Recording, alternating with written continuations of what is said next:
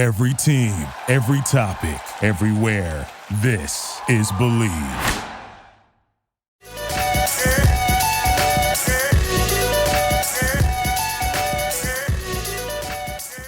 All right, ladies and gentlemen, welcome back to Zero Dark Nerdy, the world's most notorious pop culture podcast, brought to you by the Believe Podcast Network, as well as betonline.ag for all your sports betting needs. If you're here in Greensboro, for all your cinematic adventures, be sure to check out Red Cinemas. That is redcinemas.com.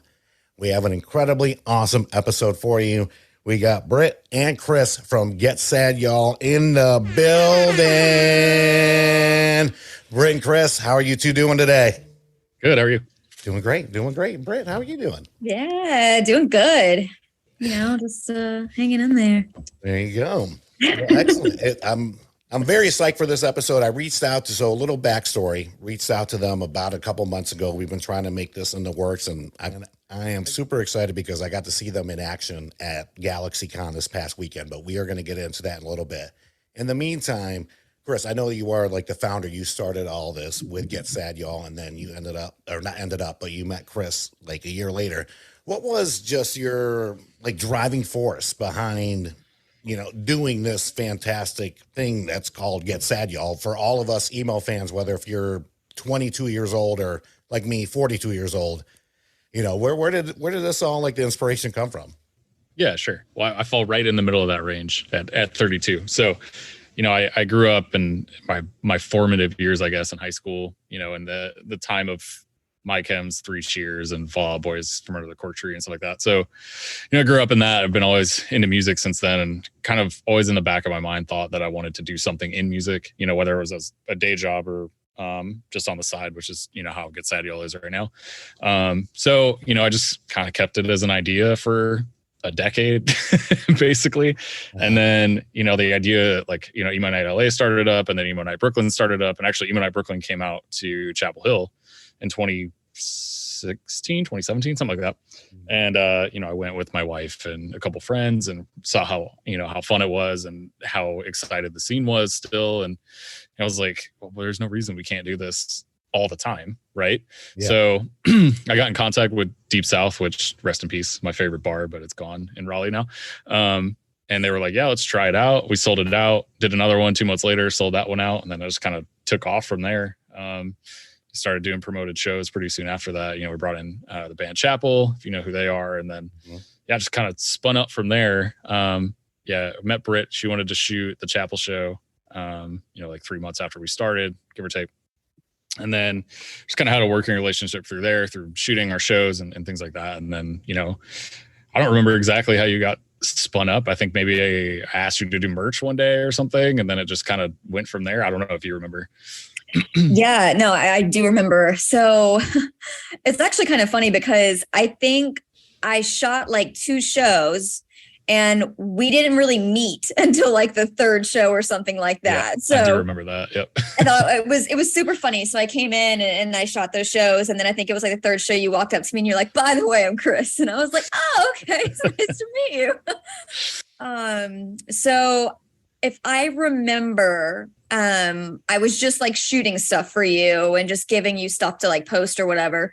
And then just like tagging you on my photography account. And so from there, I think it was like one day you just asked me, you were like, what are your thoughts on social media? And you were like, because I suck at it. I'm no good. I don't enjoy it. And I was like, fucking hate social media. I hate it so much. Still to this day, Instagram. fucking hate social media. It's not his thing. You asked me if I wanted to like had any interest in it. And I was like, hell yeah. Yes. I love social media. So I started running Instagram first. And like, that is my baby.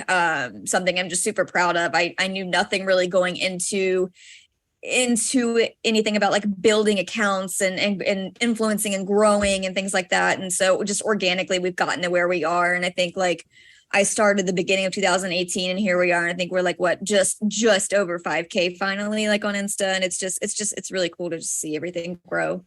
And so then I took over Facebook and just started running with socials Chris is the voice behind Twitter, though.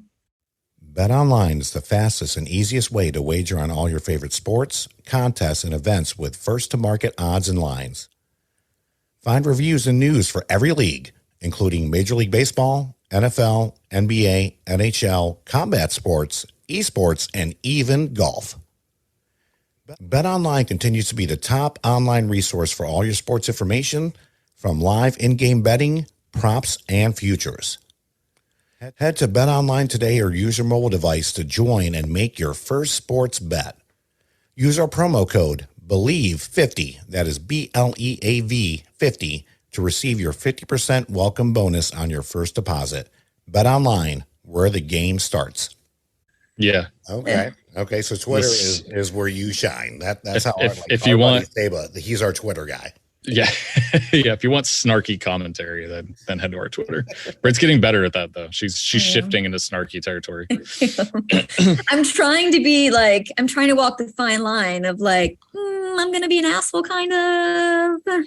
Yeah. It is a fine line for sure. Because like my personality, that's who I am. But then at the same time, I'm trying to be kind of professional, but also we don't have to be extremely professional. So yeah, no one's professional in the music industry. Right.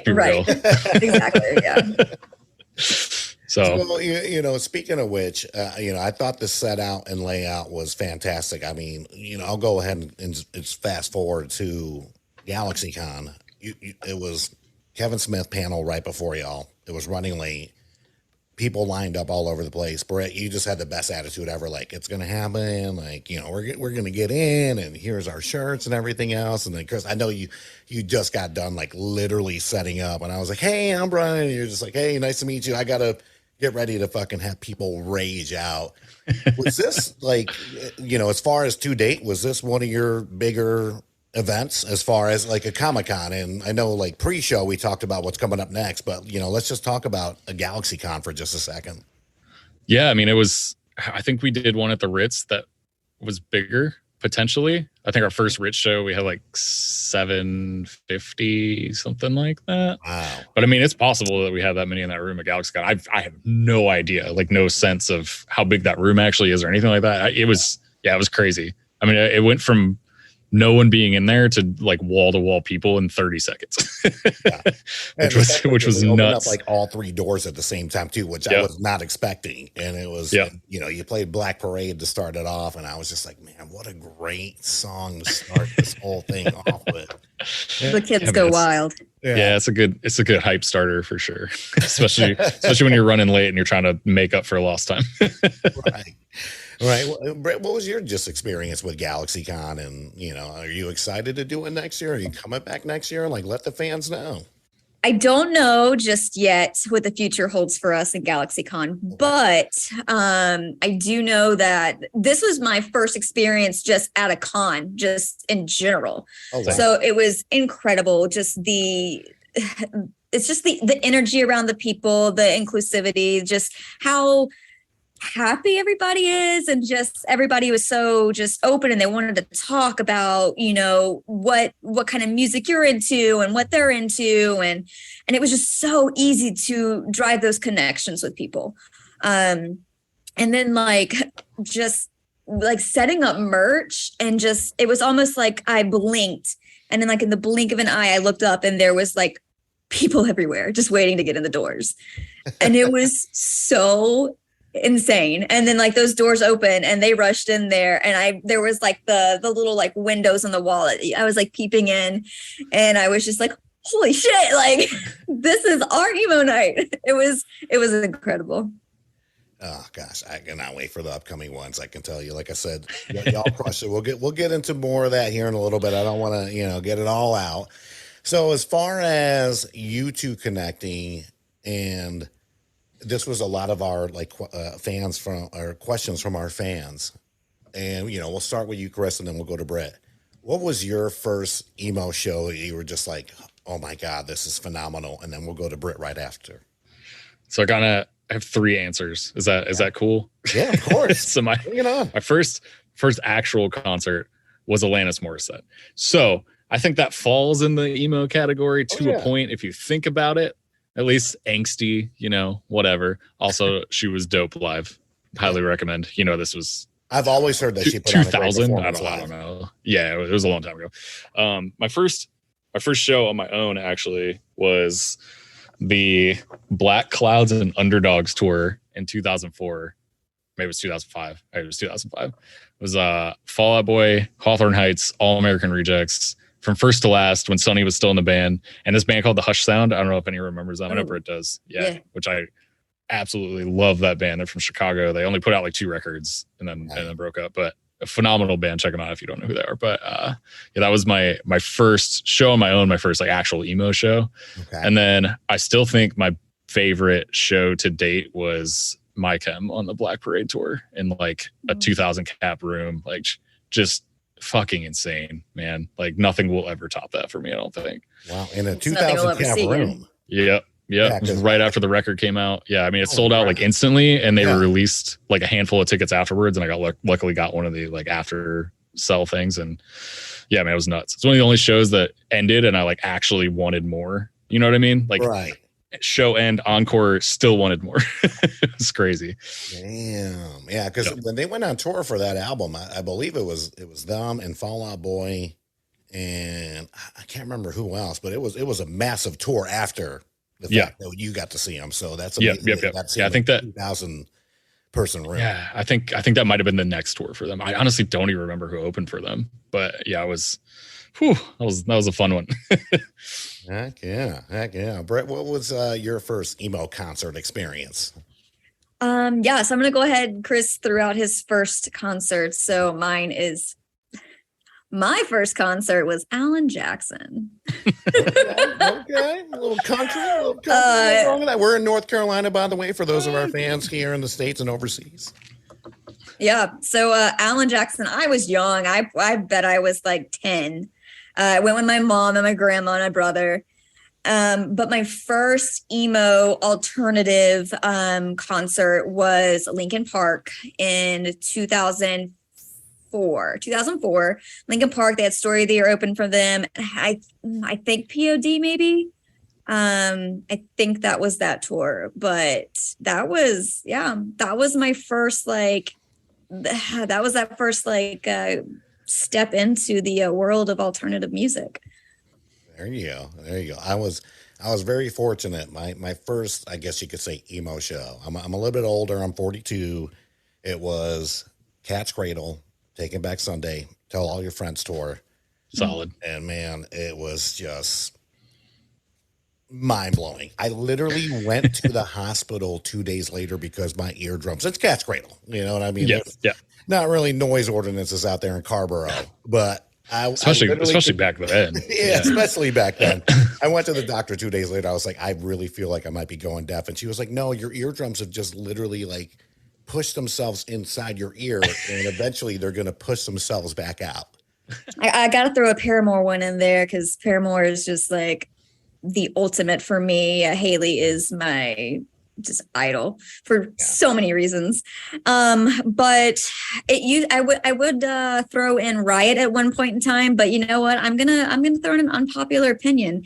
I think Hard Times is their best album. Nothing wrong with that. That's what you like. Yeah, I do. You're not wrong. That's what they like. You're not wrong. It's the lyrically incredible. Just some of her best work sonically. Again, just so many pieces. It was so well produced. I mean, just everything about it. I can't get it. It's what I listen to the most when it comes to them. Now you got me like, God, now I got to think of two more. And there's no wrong answer here. It doesn't have to be in order. I know there's no wrong answer. It's just your favorites. Yeah. Why don't we alternate? Why don't you, Chris, you do one? Okay. All right. So, we'll go to Chris. So yeah, we'll alternate. That's cheating. Sorry.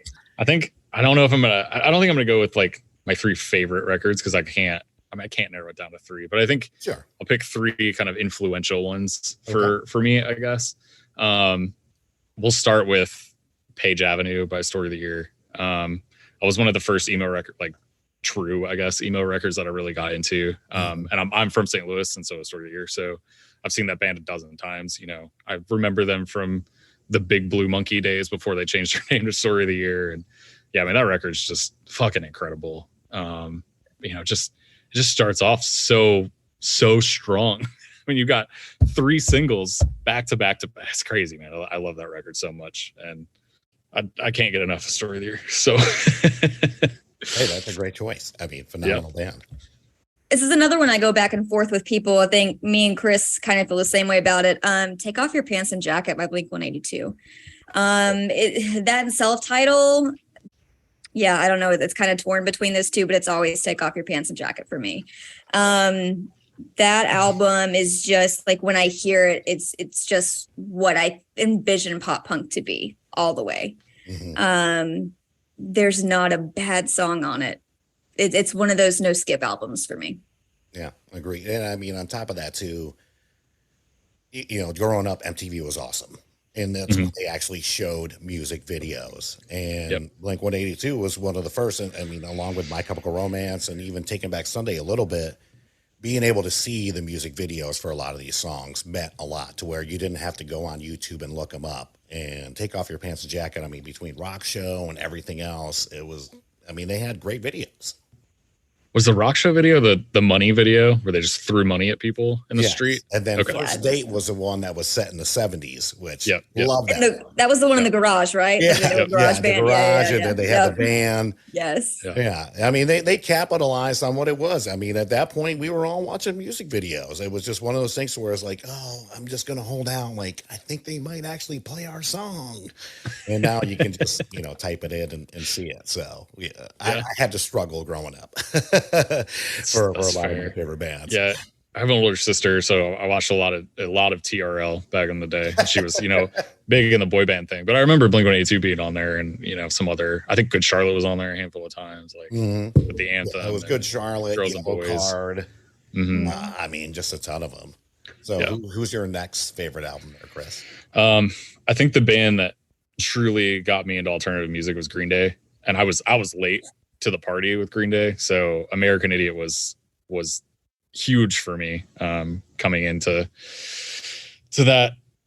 my own music, like musically, I guess, in 2014 or 2004, not 2014, 2004. Right. I mean, American Idiot was kind of, I think I heard that song on like Madden or something stupid like that, and I was like, it was pretty good, okay. And then I really dove into Dookie and Insomniac and everything past there, Nimrod and things like that. But yeah, American Idiot, it just flows so well. It's such a good political commentary on the time, and obviously it's a famous rock opera that's become a Broadway play and various things like that. And it's just, the writing is just incredible, like musically, lyrically, everything about that record is just incredible for me. And I have a handful of tattoos. I've always been weird about getting music tattoos necessarily, but that's the heart grenade will get tattooed at some point.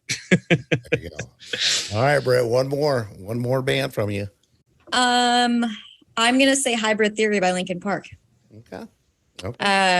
I remember, I was probably, I'm trying to think how old I was when that came out. I'm 35 right now. I was probably 15, 16, maybe 16-ish when that came out. And I just remember 99. Okay. Yeah. So a little bit younger than that then, actually. But so that came out, and then of course it was I saw the videos on MTV, because back then, we mentioned, you watched MTV. So I remember seeing these videos, and I was just I was an angry kid. I mean, I was. And I just remember seeing this, and the passion behind the lyrics, and just it just everything that I was hearing, I was relating to. Yeah. And I was just wow, okay. It was that, people always talk about that expression, the way to express yourself. And I'm not musically gifted, and I don't write music, but being able to hear it and being able to relate my thoughts to how somebody else feels was just kind of eye-opening. So Hybrid Theory. Mm-hmm. I think they took it to another level. Took that new metal sound to another level. Yeah. Limp Bizkit and Korn, et cetera. They all serve their purpose, right? Listen to some Chocolate Starfish now and again. It's fine. Whatever. Right. I love me some Limp Bizkit. Not even gonna lie. Fred Durst sucks as a person. It's cool. We'll get over it. We played break stuff at that emo night after you had left. So when people are like, oh, it's so emo, I'm just like, you don't get it. Like, these guys are lyricists and they're talking about just pain and heartbreak, but not the entire time, but for the most part. But at the same time, like, it's putting the majority of the fans like in a good spot. And if it wasn't for that pain and heartache, they probably would have never been a band. Yep. I think a lot of them do a really good job of taking really depressing subjects and putting it into a very upbeat kind of poppy style of music that is very relatable and you'd be like, yeah, like I'm going through this too, but it kind of gives you like some hope, if that makes sense. Exactly. I think especially a lot of the bands that quote unquote made it did a really good job of that. In emo and in pop punk. Agreed. So as far as upcoming events, what else is coming up for Get Sad Y'all here in North Carolina? And do you, on top of that, this was another fan question, do you plan on expanding outside of North Carolina? Sure. So our next emo night is August 27th in Durham at Motorco. It's pajama party themed. So come in your favorite skull pajamas, onesie, whatever. I will personally be in a onesie. I don't know about the rest of our crew, but I bought ones with Ouija boards on them. Sweet. That's awesome. And then, what other show we have? I was going to say, besides just the, we have nights, do you guys also book shows for, bands? Yeah, we do. We brought in various bigger names throughout the time. We've had Hawthorne Heights. We've had Alisana a couple times. We're good friends with them since they're, from Raleigh. We'll have them on the 23rd at the Neighborhood Theater. Oh, nice. This is airing after that. Oh! Well, I could try to get it on there by the 23rd. Either way, if you went you're for right, the show you're right. and this airs after, we want to hear about it.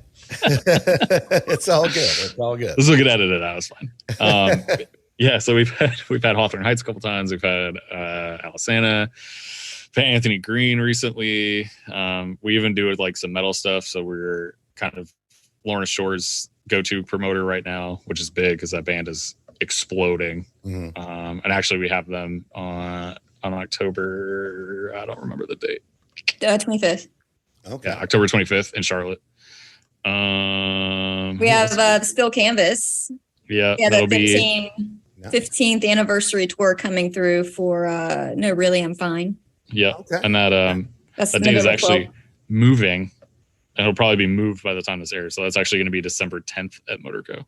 I don't know if you knew that, Britt. I didn't know that yet. Yeah. Cool. And trust me, anytime you guys need any assistance promoting, we would love to just tag us. We'll add it. For sure. We're all the whole entire podcast except for Saba. He's Saba. God bless him. But he's like the only one that's not into emo. The rest of us are. Nice. At the end of the day, the majority of our fans, it's 28 to like 45. So this is to me, the prime time.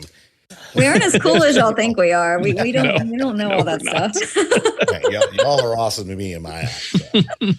That's all that matters. So you got the event coming up 27th. Anything coming up after that as far as you can tell us? And, as far as, let's just say for, people listening, not in North Carolina, how could they get involved with you if they were trying to do emo nights themselves or do like an emo night karaoke? Like, what's the best way to get a hold of you?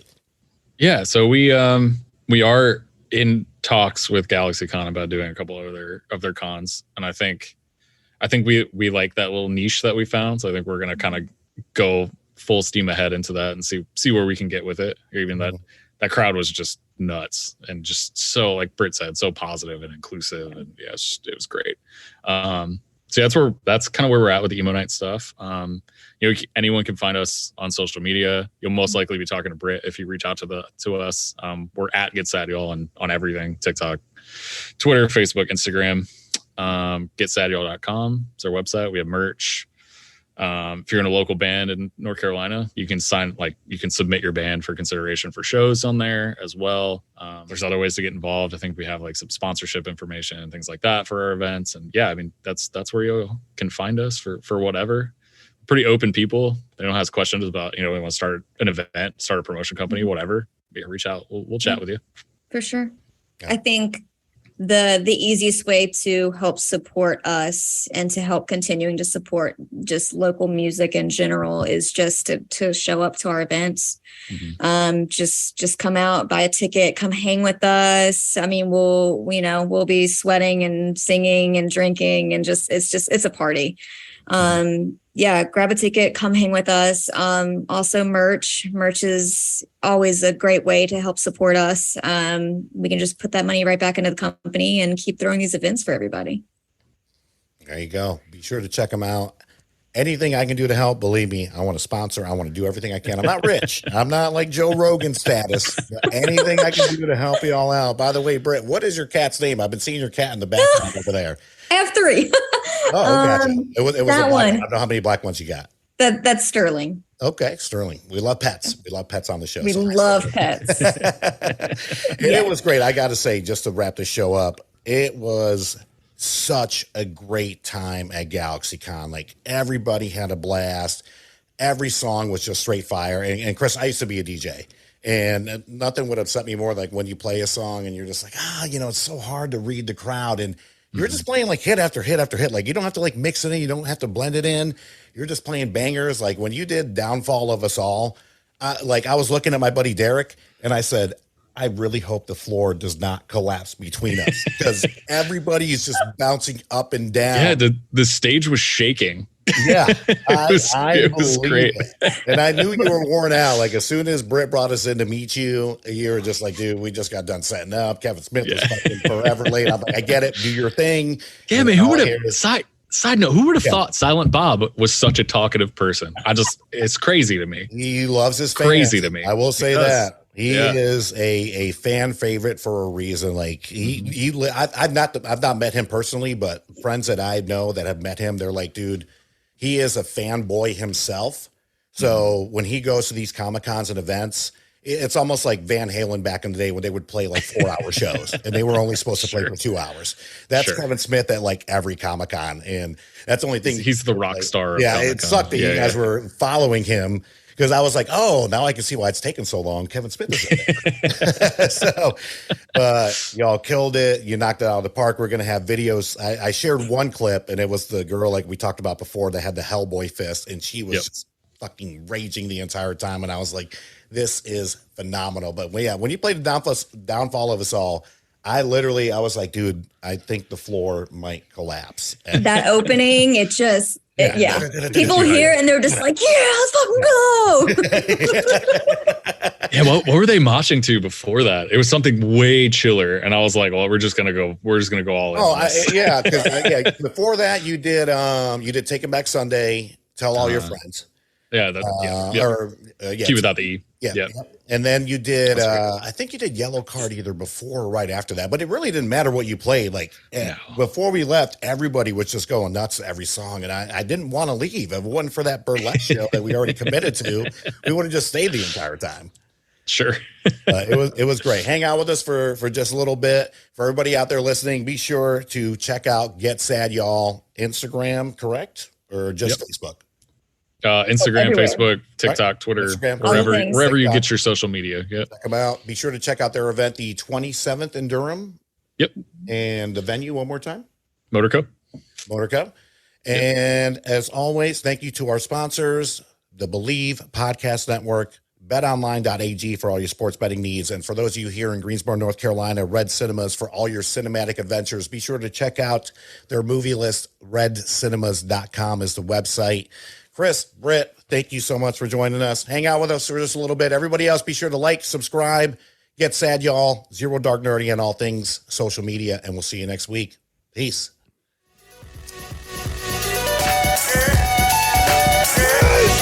Yeah! Victory! And anger management? Fuck anger management.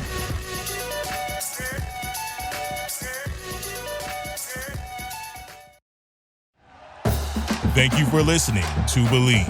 You can show support to your host by subscribing to the show and giving us a 5-star rating on your preferred platform. Check us out at Believe.com and search for BLEAV on YouTube.